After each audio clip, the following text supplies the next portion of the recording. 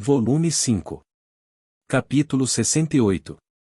Era um dia em que o clima festivo do Ano Novo estava começando a se acalmar. A Praça da Fonte em Parnell, onde a transmissão de Voz da Joia podia ser assistida, ainda estava lotada. Aparentemente, aquele novo rei iria transmitir outro programa novo, então as pessoas se reuniram para vê-lo. Neste ponto, era uma visão familiar em praticamente qualquer cidade onde a transmissão de Voz da Joia pudesse ser assistida.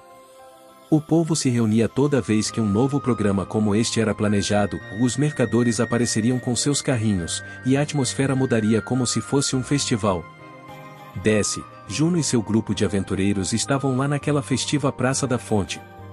Uau, está lotado como sempre, comentou Juno. Essa sim é a capital. Essa era a opinião que a ladra esguia, com rosto de bebê, deixou escapar enquanto era exprimida por todas as pessoas que passavam. Com a missão de proteção que haviam pego da guilda concluída, o grupo decidiu ver a transmissão de Voz da Joia, uma vez que já estavam na área. O vigoroso lutador, Albus, arrastava o afável jovem sacerdote febral de uma barraca para outra, então os únicos presentes eram Juno, o belo espadachim de sangue quente, Desce, e a quieta e bela maga, Júlia. Afinal, esses programas que são transmitidos já se tornaram um dos pontos turísticos mais famosos deste país, disse Desce para Juno. Os programas de música são os melhores, sabe? As Loreleis são fofas, quando considero a possibilidade de não poder mais ouvir suas vozes, mesmo sendo um aventureiro, não sinto vontade de ir para outros países. Ai! Desce estava tagarelando sobre o assunto, mas Júlia beliscou seu braço com um sorriso. Vendo que seu líder simplesmente não entendia o coração feminino, Juno encolheu os ombros com desânimo. Ela começou a pensar que talvez devesse ser atenciosa e ir para algum lugar pelo bem deles, mas então aconteceu. A transmissão parecia ter começado, e todas as pessoas estavam olhando para a fonte, mas o que foi exibido lá era algum tipo de criatura rechonchuda. Todo o povo do reino ficou surpreso com isso, mas Juno teve a reação mais ruidosa de todas. O que o Sr. Musashibo está fazendo lá? Sim. O que havia para esconder? O que aparecia na tela não era um boneco de neve, ou um Kagami Mochi-1, era o pequeno Musashibo. Ele se virou para a tela e balançou os braços. Ei, pessoal! Eu sou o pequeno Musashibo. Prazer em conhecê-los. Ele falou. Ao ouvir a adorável voz infantil do pequeno Musashibo, Juno, Desce e Júlia gritaram de surpresa ao mesmo tempo. Ele, que nunca havia dito uma palavra, não importa o quanto eles se meteram em problemas durante uma missão, agora estava na tela e falando. Ninguém poderia culpá-los pela surpresa. Essa voz parece de criança ou de mulher. A pessoa dentro dele era mulher o tempo todo? Gritou Desce em choque, mas Juno imediatamente negou. Eu já vi a mão dele uma vez, e ele era só um cara normal. Mas essa é uma voz feminina, não é? É um traje Kigurumi 2, então por que não pode ser apenas uma pessoa diferente por dentro? Sugeriu Júlia, em um tom relaxado. Desce e Juno engoliram em seco, vendo a lógica por trás do comentário. Sim, claro que é isso. Eles haviam esquecido por causa de quão humanos eram seus gestos, mas a pessoa em questão estava em um traje Kigurumi. Era possível que o traje apenas tivesse sido emprestado pelo castelo. Sem nenhuma ideia da confusão que estava causando para Juno e os outros, o pequeno Musashibo na transmissão declarou em voz alta. Certo, juntos com a irmã Zona está começando agora. Ao mesmo tempo, grande salão do Castelo Parnell. No momento, o pequeno Musashibo estava dançando uma melodia descontraída bem na frente dos nossos olhos. Licia, que estava ao meu lado e assistindo isso de um ponto que não iria aparecer na transmissão, ficou com a boca aberta, uma expressão vazia no rosto. Houve um silêncio constrangedor entre nós. Você poderia dizer alguma coisa? Perguntei hesitante. Nem sei por onde começar. Não, quero dizer, o que isso deveria ser? O pequeno Musashibo. Sim. Isso eu sei. Não foi isso que eu quis dizer. Por que está falando? Bem, porque há uma pessoa dentro, é claro, falei. É a voz de Pamela e Carol. Pamela está dentro dessa coisa? Sim, na verdade, estava. Não tínhamos equipamento para gravação, então não podíamos adicionar a voz no pós-processamento, o que significava que a voz tinha que sair de dentro do pequeno Musashibo. Eu estava controlando seus movimentos, então não era muito pesado para Pamela, mas ela ainda reclamou que estava quente e abafado lá dentro. Você tem aquele traje Kigurumi registrado como aventureiro, não é? Perguntou Licia de forma autoritária. Está tudo bem que isso apareça na transmissão de voz da joia? Não seria ruim se as pessoas descobrissem que ele estava conectado à família real? Ah, sim, se Juno e os outros estivessem assistindo, isso poderia resultar em um pouco de dor de cabeça. Bem, é um traje Kigurumi, falei. Vimos este Kigurumi na cidade e achamos que era bonito, então o castelo pediu uma cópia, e agora estamos usando como um personagem em nosso programa. Uma história como essa não funcionaria? Mesmo assim, murmurou ela. Espera, sobre o que esse programa é mesmo? Sobre o que, você pergunta? É um programa educacional. Educacional? Ah, olha, a atração principal está prestes a começar, falei, apontando. A música descontraída terminou e a nova cena a ser transmitida foi montada em um palco. No palco havia um cenário de árvores, grama e tocos de madeira para mostrar que era uma floresta. No meio daquela floresta esparsa, o pequeno Musashibo desenhava algo com um giz no chão. Olhando mais de perto, pareciam ser números. HM. 1 mais 1 é 2, 2 mais 2 é 4. HM, esses cálculos são difíceis. O pequeno Musashibo torceu a cabeça em confusão. O gesto foi bem infantil. Uma garota mais velha com cabelo azul, vestindo uma roupa de garoto, incluindo um chapéu e um macacão, passou. Quando a garota de cabelo azul notou o pequeno Musashibo, chamou com uma voz alegre. Ei, o que há de errado, pequeno Musashibo? Por que a expressão preocupada em seu rosto, inexpressivo? O pequeno Musashibo ergueu os olhos, caminhando até a garota com passos lentos e leves. Olá, irmã Zonajuna. Nesse ponto, os espectadores adultos perceberam o que estava acontecendo. A irmã Zona era a famosa prima Lorelei, Juna Doma. Por Juna ser mais conhecida por ser tão bonita que até as garotas a desejavam, não tinham feito a conexão com ela nesta roupa de garoto. Seu tom de voz era mais direto, de acordo com a roupa. Embora essa versão de Juna tivesse perdido a sensualidade madura que a fazia parecer mais velha do que realmente era, trouxe à tona uma fofura que era mais parecida com o que se esperaria de uma garota de sua idade. O pequeno Musashibo pediu ajuda ao irmã Zonajuna. Irmã Zonajuna, aritmética é difícil e não sei o que fazer. Eu olho para os livros, mas há apenas números e símbolos, e não é nada interessante. Houve um grande número de espectadores que concordaram com a cabeça.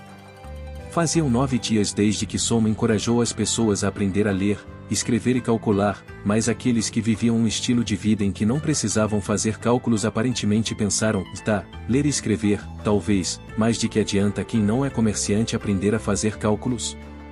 No entanto, Juna riu e deu uma piscadela divertida para o pequeno Musashibo, que estava expressando as opiniões dos telespectadores para eles.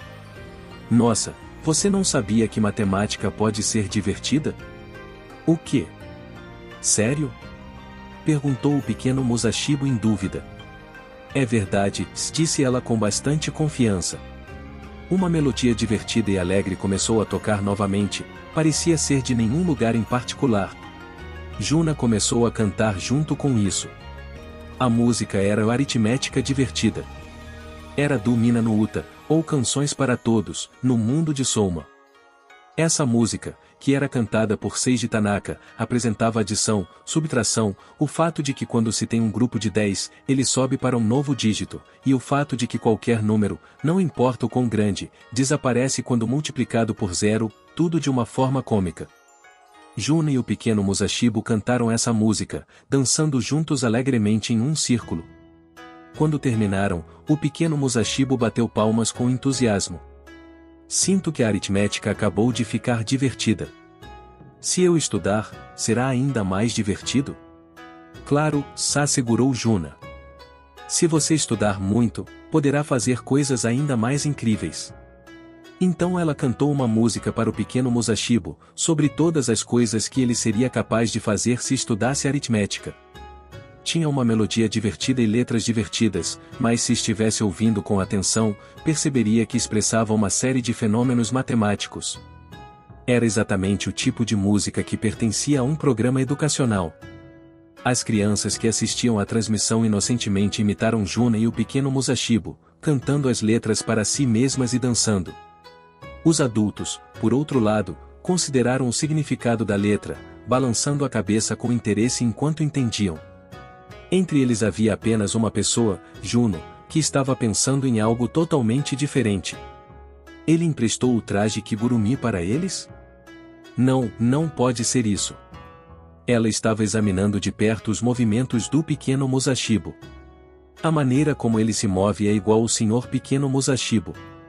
Mas a voz que ouvi era a voz de uma garota fofa. A mão que vi naquela hora era a mão de um homem. Há uma pessoa diferente lá dentro, mas ela está se movendo da mesma forma. O que isso significa? Enquanto ponderava profundamente, Juno pensou em algo. Agora que penso nisso, não foi lá que uma vez vi o Sr. Pequeno Musashibo entregando uma carta para a guilda? Depois que a recepcionista viu, ela nos disse que havia um banquete no castelo. Em outras palavras, aquela carta era do castelo. Esta transmissão também é montada pelo castelo, pelo que ouvi. Será que o Sr. Pequeno Musashibo está de alguma forma conectado ao castelo? Juno olhou fixamente na direção do Castelo Parnon, de onde saía a transmissão. Fiquei curiosa. Quero dar uma olhada nisso, mas não posso exatamente entrar furtivamente no castelo. Se me pegassem, tenho certeza de que eu seria punida. Não tenho como dar uma olhada nisso? Enquanto Juno pensava em tudo isso, o programa continuou. Quando a pequena peça de teatro de Pequeno Musashibo e Juna chegou ao fim, o vídeo transmitido mudou para outro lugar. Desta vez não era um palco, mas o que parecia ser um grande salão. Havia cerca de 10 crianças de 3 a 5 anos lá. Devido à sua tenra idade, não estavam nada coordenadas, e sentavam, corriam, deitavam e geralmente se moviam livremente. Esses eram os filhos dos trabalhadores do castelo que ficavam na creche. Soma havia pensado que o público de um programa educacional deveria ser composto por crianças, então, com a permissão de seus pais, embora, com o rei pedindo um favor, dificilmente poderiam recusar, providenciou para que aparecessem. Além disso, junto com as crianças havia uma jovem que parecia ter cerca de 16 anos. Ei, não é a princesa Roroa? Apontou um observador astuto. Essa garota era de fato Roroa, a antiga princesa da Amidonia. Ela estava vestindo uma roupa de garoto como a de Juna e disse com uma voz alegre: Olha, todo mundo. A irmãzona cantora vai aparecer e brinca a ar. 1, 2, Irmãzona Juna. Gritaram as crianças. Com Roroa dando o sinal, as crianças gritaram o nome dela juntas. Quando fizeram isso? Olá! Juna apareceu novamente, acenando com as mãos. Ela ficou ao lado de Roroa e disse: Vá agora, pessoal, é hora de uma música. Então começou a bater palmas. Enquanto isso, de volta ao local onde gravávamos no castelo, Licia gritava de surpresa: Roroa! O que aquela garota está fazendo? Quando eu disse a Roroa que faríamos um programa educacional, ela disse: Parece fascinante. Querido, também quero participar. Falei. Ela me forçou a fazer isso. Eu não tinha outras opções, então decidi deixá-la aparecer no programa como assistente de Juna. Você realmente pode sair por aí distribuindo papéis por um capricho como esse? Perguntou Licia ceticamente. Tenho um fraco com as crianças que choram ou com os patrocinadores preocupados, sabe? Além disso, este programa está sendo trazido a você pela Corsa Prateada, da qual Sebastian é o rosto público, mas Roroa que dirige pelos bastidores. No momento, nosso país estava fornecendo financiamento para várias empresas e para pesquisas em uma variedade de assuntos. Estávamos fortemente focados nos alimentos, remédios e aparatos militares, já que eram coisas que afetariam a vida das pessoas. Graças a isso, o Tesouro Nacional estava sempre à beira do colapso. Eventualmente, à medida que a população crescia, os impostos coletados trariam nosso dinheiro investido de volta, mas não podíamos contar com isso como algo imediato. Com isso em mente, o ministro das Finanças, Colbert, manteve um controle rígido sobre os gastos do país e não estava disposto a alocar fundos para algum novo programa que não tivesse nenhum registro de sucesso. É por isso que pedi à empresa de Roroa para financiá-lo. Graças a isso, fiquei sem escolha a não ser ouvir Roroa, a investidora, quando ela me fez um pedido. Quando Lícia ouviu os detalhes, suspirou. É sempre uma questão de dinheiro, hein? Que vida dura! Pois é. Embora eu tenha certeza de que Roroa montou sua própria empresa com esse tipo exato de situação em mente. A verdade é que, se ela não tivesse investido, eu não teria sido capaz de fazer essa transmissão. Além disso, se eu não a deixasse ter um pouco do que ela queria, algum dia provavelmente seria atingido por uma retribuição divina. Olhei para o salão onde Juna e Roroa cantavam o Muzungi Raitio com as crianças. As crianças observaram os movimentos exagerados de Roroa e depois a imitaram. Quando as vi pulando, movendo seus braços e pernas, isso colocou um sorriso no meu rosto. Enquanto meu coração estava sendo aquecido pelo comportamento angelical das crianças, Lícia me fez uma pergunta. Eu entendo por que você quer fazer um programa educacional, mas por que existem tantas músicas? Você não tem músicas da sua infância que ficaram na sua memória por um tempo estranhamente longo? Perguntei. Como canções de ninar? Sim, exatamente.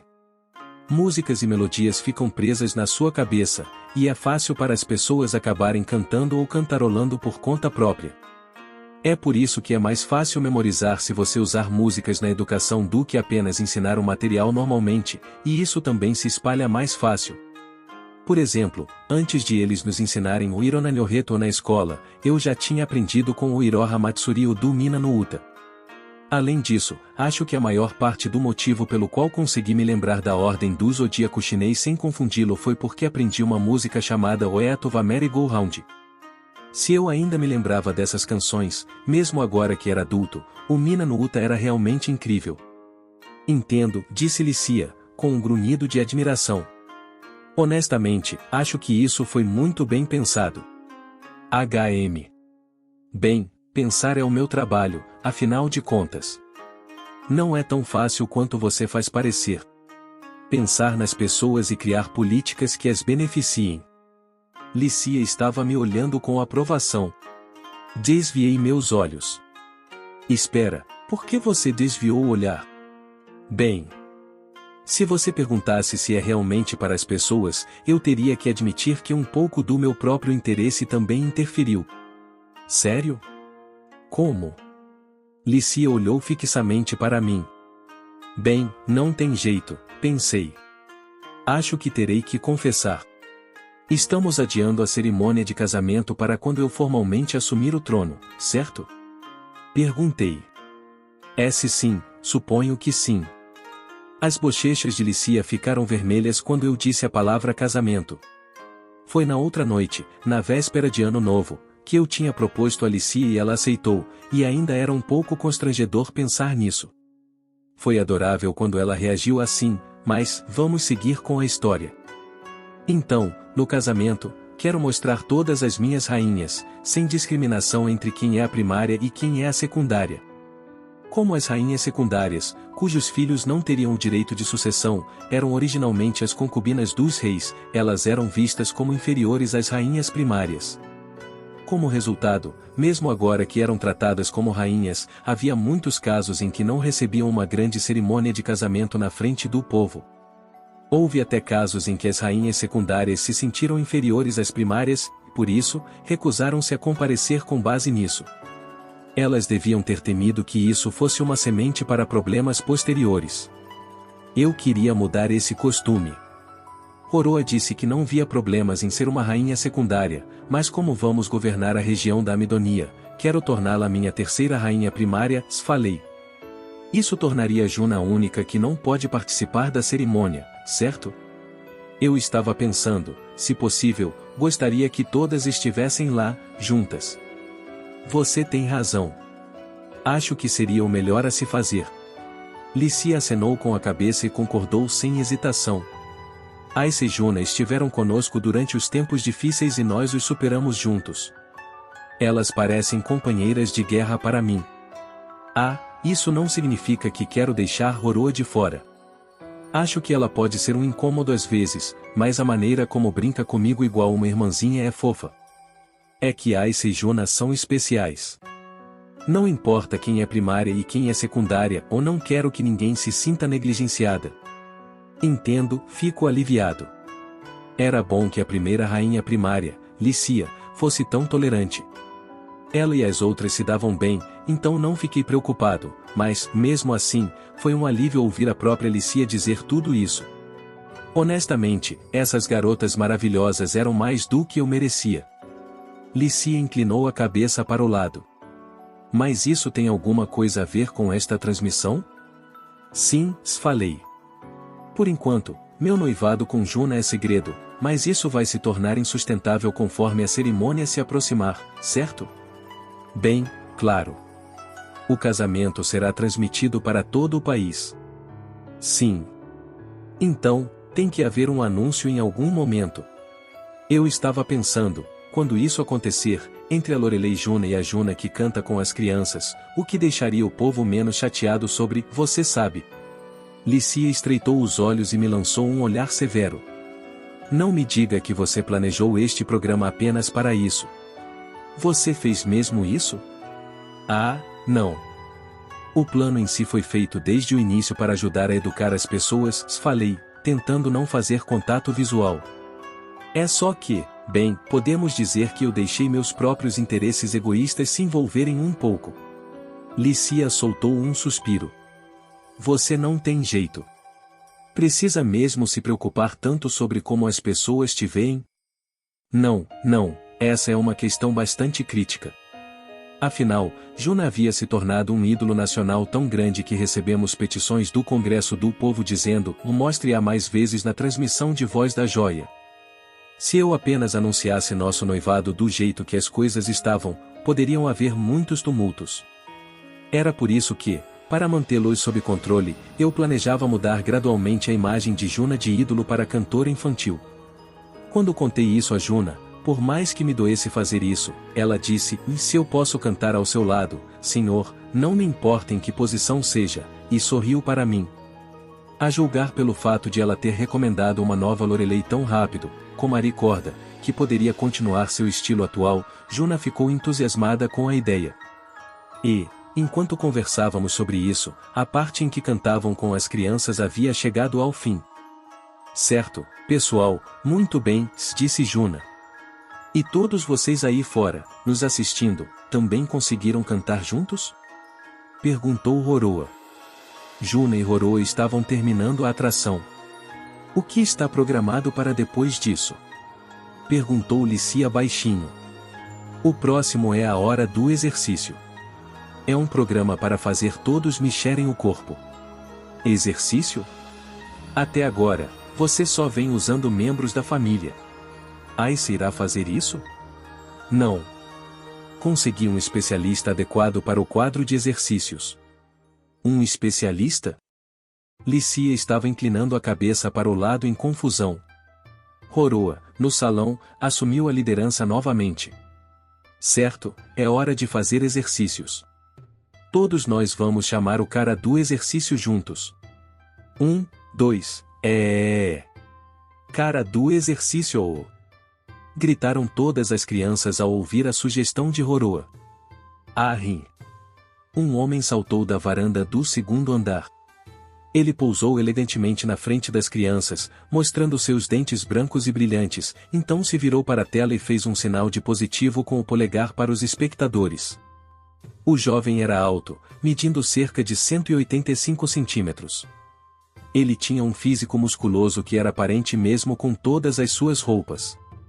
Seu rosto, considerando como um todo, teria sido considerado bonito, mas suas sobrancelhas grossas e erguidas, seus olhos afiados e seus dentes brancos e brilhantes.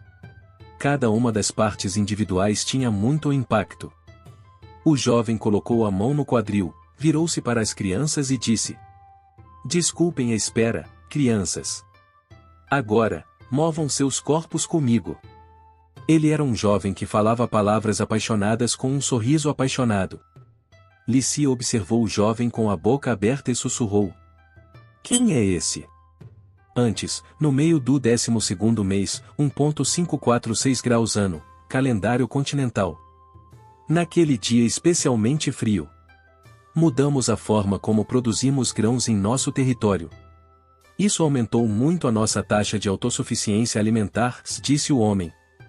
Graças à sua rede de transporte, senhor, meu domínio está mais próspero do que nunca. Falei. Entendo. Eu estava ao lado de um homem corpulento de meia-idade e sorrindo enquanto falava sem parar. O nome do homem era Moutou Juniro. Ele era o chefe de uma das 10 casas nobres mais influentes do país, a Casa de Juniro. Fui convidado para um banquete que eles estavam oferecendo. Naqueles dias, eu estava sendo convidado para um banquete oferecido por algum nobre influente quase todos os dias. Parecia que neste país, em meados e no final do 12º mês, os nobres convidavam pessoas que consideravam próximas e realizavam um banquete. Lá agradeceriam por suas interações ao longo do ano e expressariam sua esperança de permanecer tão próximos no ano seguinte.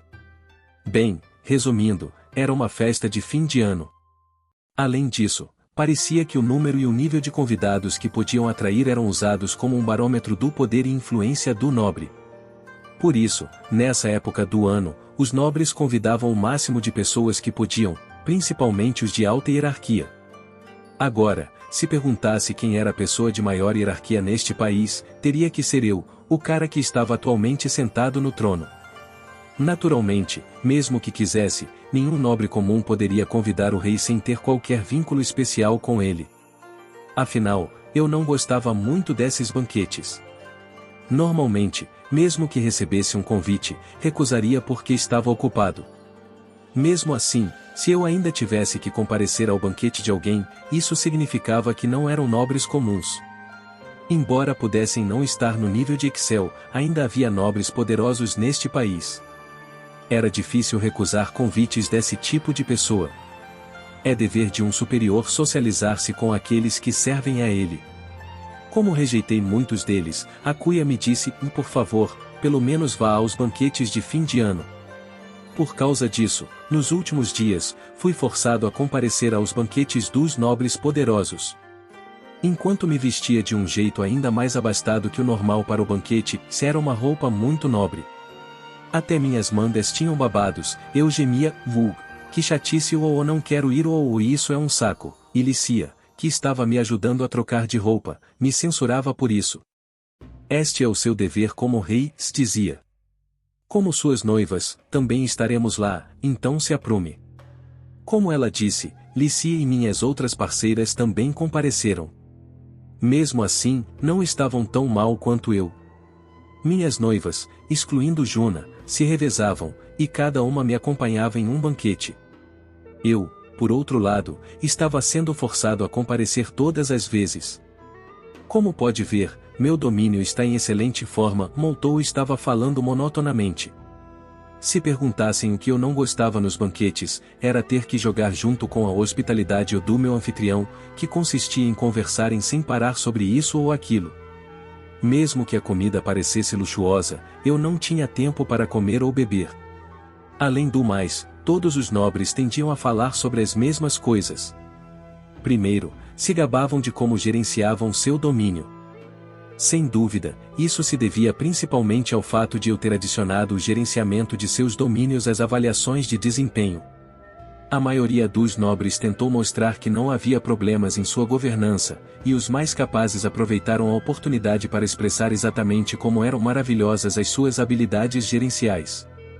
As avaliações eram feitas por inspetores despachados unicamente para esse propósito, e eles obtinham informações adequadas das pessoas que viviam no domínio. Isso tornava a tentativa de me convencer em um banquete quase sem sentido, mas era da natureza humana querer aproveitar todas as chances que pudesse ter. Se pensavam que o rei estava de olho neles, e isso levava a uma melhoria na vida de seu povo, isso era uma coisa boa. Mesmo assim, cansei de ouvir relatos semelhantes em todos os banquetes. Senhor, permita-me ir buscar uma bebida para você, ofereceu Aissa, minha companhia do dia, em voz baixa. O vestido prateado, que ela também usou para o programa de música que me ajudou a apresentar na Amidonia, estava muito bem nela. Ela devia ter percebido minha exaustão e estava tentando ser atenciosa. Eu estava me sentindo com a boca um pouco seca, então pedi que fizesse isso, e Aissa saiu em silêncio. No momento em que Aissa partiu, houve uma mudança repentina no comportamento do falante Moutou. A propósito, senhor. Seus olhos eram penetrantes, como uma cobra que encontrou sua presa. Naquele instante, percebi que eu tinha acabado de estragar tudo. Já havia passado por esse padrão várias vezes. Quando a parceira do rei saía de seu lado, viam isso como um momento de oportunidade. Você se importaria se conversássemos em outro lugar por um instante? Aissa ainda não voltou, falei. Não vai demorar muito. Tenho certeza que vocês dois serão capazes de se encontrar novamente a qualquer momento. Dito isso, Moutou pegou minha mão e meio que me arrastou para longe dali. Sim. Esse era definitivamente aquele padrão. Não gosto disso. Moutou pode pensar que esta é sua grande chance, mas eu sinto que estou tendo um mau pressentimento aqui. Enquanto pensava nisso, como previsto, havia uma jovem solteira esperando por mim quando chegamos ao nosso destino. Ela tinha cerca de 16 anos. Era claramente uma adorável jovem de boa educação. Permita-me apresentá-lo, senhor. Esta é minha filha, Siena. Saudações, Vossa Majestade. Me chamo Siena Juniro, disse ela, fazendo uma reverência. Eu sabia. Eles viam isso como uma oportunidade de me apresentar às moças de quem eram parentes. Em todas as épocas, laços de sangue com a casa real foram uma fonte de orgulho para a nobreza. Se ela se tornasse minha rainha, a casa deles estaria segura, e ela poderia até dar à luz um herdeiro. Além disso, como meu noivado com Juna ainda não havia sido anunciado, para eles, eu só tinha 3 noivas. Esse número era considerado baixo, com exceção de casos especiais como meu antecessor, o rei Albert, e ele se casou com alguém da família da rainha. Por causa disso, todo nobre estava desesperado para me amarrar às suas filhas. No mero meio ano desde que me tornei rei, havia anexado a Amidonia e tinha muitas outras realizações grandes e chamativas, então as pessoas tinham grandes esperanças em mim. Sempre havia um grande número de ofertas de casamento chegando ao castelo, e meu camareiro, Marques, estava sempre ocupado lidando com elas. Sempre me dói recusar, então você poderia pelo menos encontrar algumas delas? Marques tinha me perguntado com olhos suplicantes, mas soou como se isso fosse um estorvo, então simplesmente ignorei. Mesmo assim, ainda acabei tendo que lidar com nobres que me abordavam assim, com a intenção de não perder a chance. Claro, os nobres não eram atrevidos o suficiente para abordar esse tipo de assunto quando uma das minhas noivas estava ao meu lado, mas fosse Lícia, Rorô ou Aissa, sempre tinham a garantia de criar uma oportunidade para isso. Minha opinião sobre a habilidade dos nobres nisso foi além da exasperação e entrou no reino da admiração. Não tendo muita escolha, cumprimentei a garota. É um prazer conhecê-la, Madame Siena. Sou Soma Kazuya. Já ouvi seu grandioso nome antes, senhor, disse ela. Ouvi dizer que você é um grande soberano, abençoado com bravura e sabedoria, mas estou aliviada em ver, conhecendo você assim, que também parece uma pessoa gentil. Os rumores sobre mim foram muito exagerados, ao ponto das histórias aumentarem e ganharem vida própria. Ora, você faz parecer que foram todos adoráveis. Siena exibia um sorriso silencioso. Ela parecia uma garota simples. Esses tipos sempre eram os mais difíceis de lidar.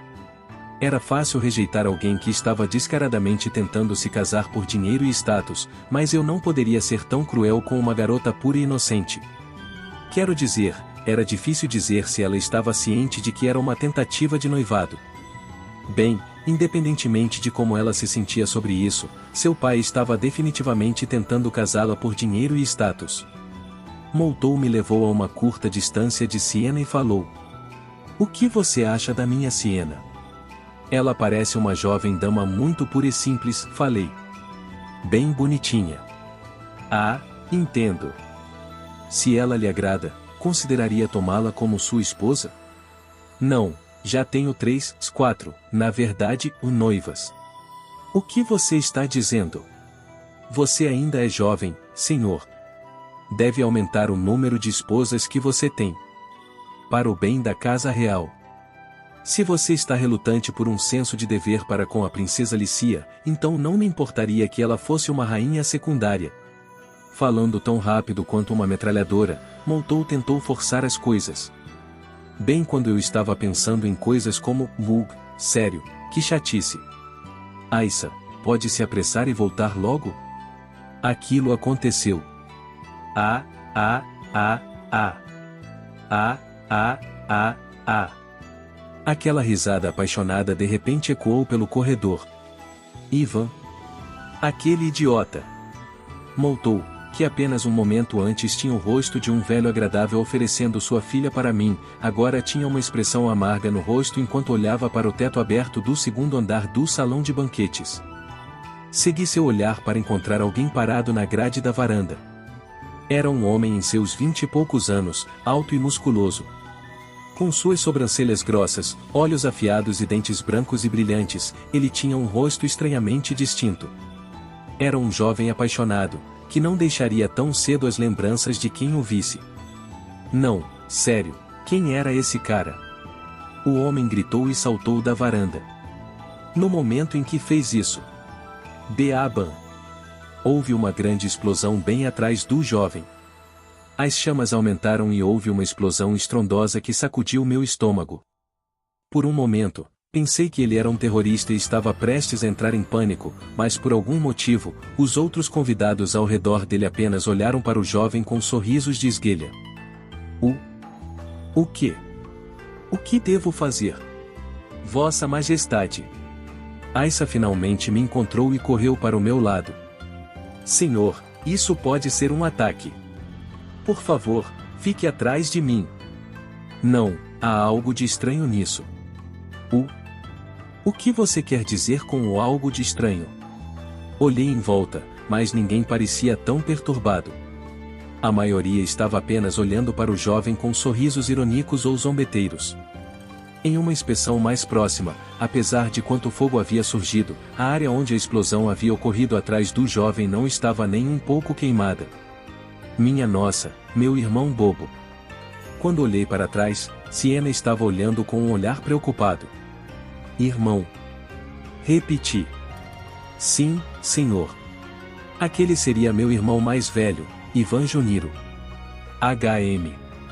Para mim, pareceu que houve uma explosão, falei. Essa é a habilidade do meu irmão. É uma exibição espalhafatosa de fogo e barulho, mas é algo mais parecido com uma ilusão. Não há nenhuma força real por trás disso. Ei! Ele não é legal? HM, claro. Se ela foi capaz de descrever isso como apenas o legal, de certa forma, essa garota poderia ser bastante impressionante. Entendo, pensei. As pessoas convidadas foram aquelas que mantinham relacionamento regular com a casa de Juniro. Naturalmente, deviam estar cientes do filho estranho da família. Foi por isso que, mesmo quando houve uma explosão, apenas reagiram com sorrisos de esguelha. Moltou gritou de raiva. Ivan! Como pode ser tão rude na frente de Sua Majestade?